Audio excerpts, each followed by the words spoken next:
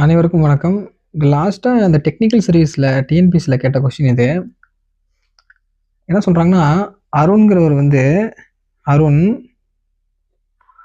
மாறனை விட பெரியவராம். யாரு? பிக். மாறனை விட பெரியவர். பிக் 1 கீழ 1 எழுதிக்கங்க. அதான் ஈஸியா இருக்கும். அருண் மாறனை விட பெரியவர் 1. 2வது கோபால் மாறனை விட பெரியவர். கோபால் மாறனை விட பெரியவராம். மாறனை விட பெரியவர். இது 1 பார்த்தோம். இது 2வது பார்த்தோம். ஓகே. ஆனால் அருணை விட சிறியவர். கோபால் வந்து மாறனை விட பெரியவளா இருக்கலாம். ஆனா அருணோட சிறியவர் அப்படிங்கிறனால இந்த அருணை தூக்கி அப்படியே நம்ம கோபால் கீழே போட்டலாமா? ஏன்னா அருணோட சிறியவர் தானே. அதனால அருண் கோபால் மாறன்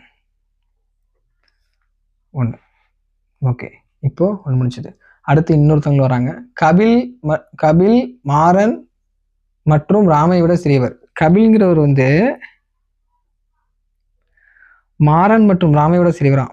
மாறன் மற்றும் ராம் இவங்க 2 பேர்த்தை விட கபில் சிறியவர் அப்படிங்கிறாங்க. அதனால நம்ம 1 கீழ 1 எழுதிக்கிறோம்.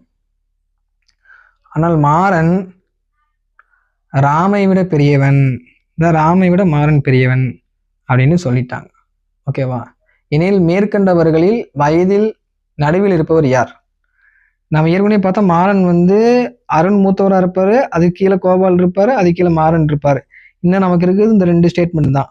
அப்படியே நம்ம தூக்கி இங்க எழுதிடலாம். ராம் கபில்.